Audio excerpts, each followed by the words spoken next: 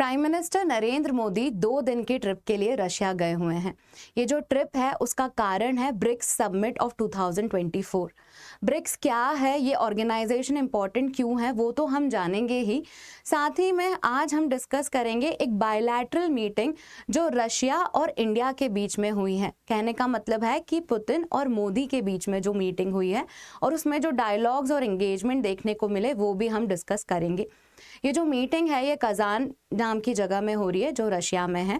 ये जो मीटिंग है उसमें 20 से ज़्यादा ग्लोबल लीडर्स हैं। शी जिनपिंग भी इस मीटिंग का पार्ट है।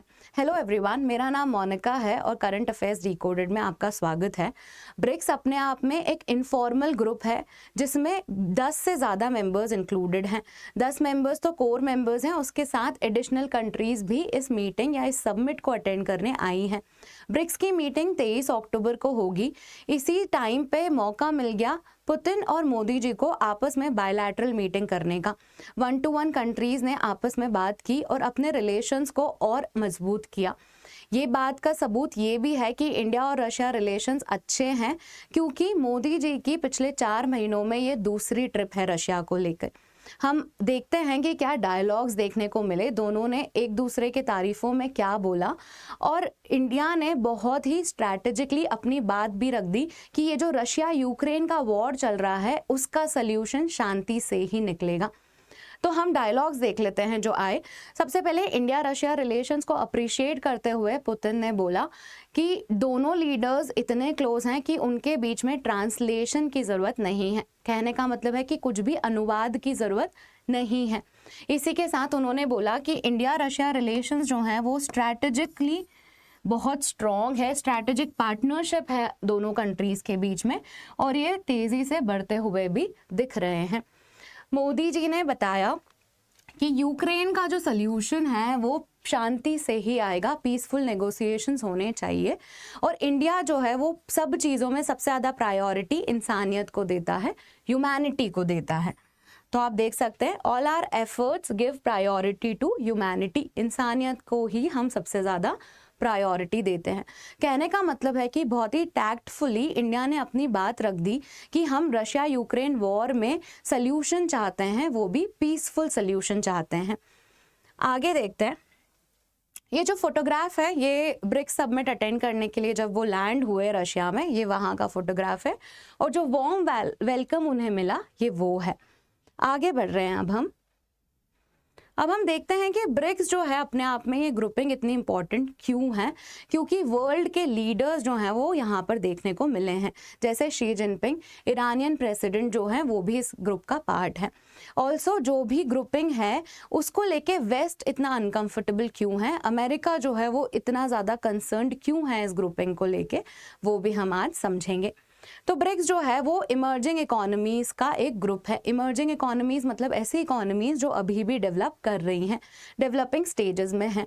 ये जो ग्रुपिंग है वो 2006 में बनी थी और इसमें इनिशियली 4 ही मेंबर थे। तो इनिशियली इसका नाम ब्रिक था। बी मतलब ब्राज़ील, आर मतलब रशिया, आई मतलब इंडिया, सी मतलब चाइना। तो इनिशियली ये 4 इकोनॉमीज ही इसका पार्ट थी। फिर 2010 में एक नई कंट्री ऐड हो गई जिसका नाम है साउथ अफ्रीका, तो इसको रीनेम करके ब्रिक्स कर दिया। इस समिट में और भी कंट्रीज फॉर्मली ऐड होने वाली हैं जो कि इस साल जिनको एडमिशन मिल गया था।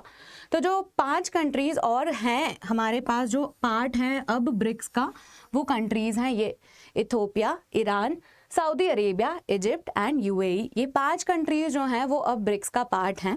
तो आइडियली अब ब्रिक्स को रीनेम करना चाहिए। अभी तक कुछ भी फॉर्मल अनाउंसमेंट नहीं हुई है कि ब्रिक्स का नाम हम क्या रख देंगे। एंटिसिपेशन है कि शायद अब ब्रिक्स का नाम ब्रिक्स प्लस हो जाएगा, पर अभी भी कंफर्म नहीं हुआ है। तो ये जो 5 कंट्रीज हैं ये नया एडिशन है ब्रिक्स में और इस समिट में इन्हें फॉर्मली ऐड कर लिया जाएगा। ये जो कंट्रीज हैं उनको हम मैप पे देख लेते हैं तो आपको समझ में भी आ जाएगा कि ब्रिक्स एक ऑर्गेनाइजेशन जो है वो कितना एक्सपैंड हो चुका है। इनिशियल मेंबर्स तो उसके नाम में ही है ब्रिक्स, उसके साथ जो कंट्रीज हैं Iran, Egypt, Ethiopia, UAE, Saudi Arabia. तो यहाँ पर आप नोटिस करेंगे कि एक एडिशनल कंट्री ऐड कर रखी है मैंने, अर्जेंटीना। ये कंट्री जो है ये ब्रिक्स का पार्ट नहीं है, पर इसको भी ब्रिक्स को ज्वाइन करने का इनविटेशन दिया गया था। तो अर्जेंटीना अभी ब्रिक्स का पार्ट नहीं है, पर उसे इनविटेशन एक्सटेंड किया गया था। बाकी कंट्रीज जो हैं, ये 10 कंट्रीज ब्रिक्स का पार्ट हैं। Russia, China, India, Iran, UAE, Saudi Arabia, south Africa, Brazil, Ethiopia and Egypt. Argentina is not a part of BRICS. तो आपको ब्रिक्स समझ में आ गया होगा कि एक इमर्जिंग इकोनॉमीज का ग्रुप है। ये ग्रुप इसलिए बनाया था ताकि वो वेस्टर्न डोमिनेंस को काउंटर कर पाए और नई इकोनॉमीज जो हैं वो अपने हिसाब से ग्रो कर पाए। यहाँ पर हम अब फिर से इंडिया रशिया रिलेशंस की बात करते हैं, क्योंकि ब्रिक्स का सबमिट जो है वो कल होगा। आज जो बायलैटरल सबमिट हुआ उसमें हमारे रिलेशंस और स्ट्रॉन्ग होते हुए नजर आए। ये स्ट्रेंथ जो है रिलेशन की, वो इस बात से भी दिखती है कि पीएम मोदी को रशिया का हाईएस्ट सिविलियन अवार्ड मिला हुआ है।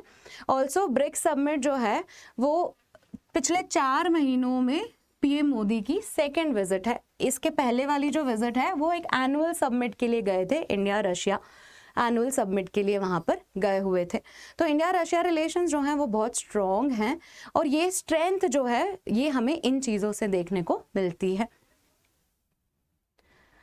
अब हम डिस्कस कर रहे हैं कि इस साल का ब्रिक्स का एजेंडा क्या है। जो थीम है, देखिए, strengthening multilateralism for just global development and security. जो थीम है वो मल्टीलैटरलिज्म की तरफ फोकस कर रही है, क्योंकि अब जो हमारी मॉडर्न प्रॉब्लम्स हैं वो एक कंट्री 2 कंट्री मिलके नहीं सुलझा सकती। बहुत सारे एफर्ट्स लगाने पड़ेंगे क्यूमुलेटिवली, तभी जाके प्रॉब्लम सॉल्व होगी।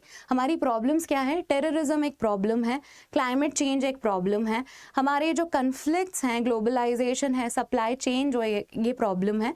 तो ये प्रॉब्लम्स जो है वो किसी एक कंट्री 2 कंट्री मिलके सॉल्व नहीं कर सकती। इसमें हमें मल्टीपल कंट्रीज का पार्टिसिपेशन लगता है। तो इसीलिए थीम भी उसी के अकॉर्डिंग है कि हम मल्टीलैटरलिज्म को स्ट्रेंथन कर रहे हैं ताकि ग्लोबल डेवलपमेंट कैसा हो, जस्टिस भरा हो और हमें सिक्योरिटी भी प्रोवाइड करे।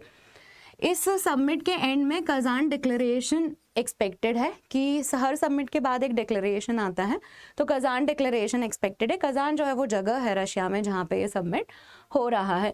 और समिट जो है वो किन चीज़ों पे बात करेगा? Trade cooperation, disrupted global supply chain के बीच में हम ट्रेड कैसे बनाए रख सकते हैं, जो भी जियोपॉलिटिकल टेंशंस हैं उनके बीच में भी हम ट्रेड कैसे स्ट्रेंथन कर सकते हैं। क्योंकि आपको याद रखना होगा कि ब्रिक्स जो है वो इमर्जिंग इकोनॉमीज का ग्रुप है, तो यहाँ पर हमें ट्रेड और इन्वेस्टमेंट के बारे में चर्चा करनी ही होगी। तो ये इस साल का एजेंडा है ब्रिक्स को लेके। अब हम डिस्कस करेंगे कि यूएसए जो है या फिर वेस्टर्न कंट्रीज जो है वो ब्रिक्स से इतना अनकंफर्टेबल क्यों है। पहले तो ब्रिक्स इमर्जिंग इकोनॉमीज का समूह है, तो जो डेवलप्ड इकोनॉमीज हैं वो उनको ऐसा लगता है कि शायद हमें बाहर कर दिया है। तो यूएसए ने ये बात नकार दी है कि वो ब्रिक्स को एक राइवल की तरह नहीं देखते। राइवल किसका? G7 का। वो इसे G7 का राइवल की तरह नहीं देखते हैं। पर जो ब्रिक्स का समिट है इस साल का, उसमें उन्हें ऐसा लग रहा है कि शायद रशिया बाकी कंट्रीज को अपनी तरफ करने की कोशिश कर रहा है यूक्रेन वॉर को लेके, क्योंकि ग्लोबल लीडर्स वहाँ पे प्रेजेंट हैं।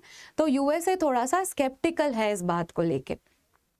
तो यहाँ पर यही लिखा हुआ है कि वेस्टर्न कंट्रीज जो है उनको ऐसा लगता है कि रशिया जो है वो ब्रिक्स को इस्तेमाल करेगा अपना खुद का नैरेटिव प्रमोट करने के लिए फॉर यूक्रेन वॉर।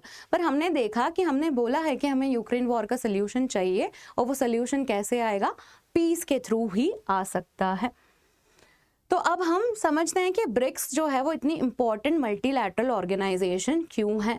तो हम कुछ स्टैटिस्टिक्स देखेंगे जिससे आपको समझ में आ जाएगा कि ये कितना बड़ा ऑर्गेनाइजेशन है।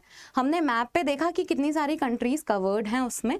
अब यहाँ पर आप स्टैटिस्टिकली देखेंगे तो 45% ऑफ वर्ल्ड पॉपुलेशन जो है वो ब्रिक्स में कवर होती है।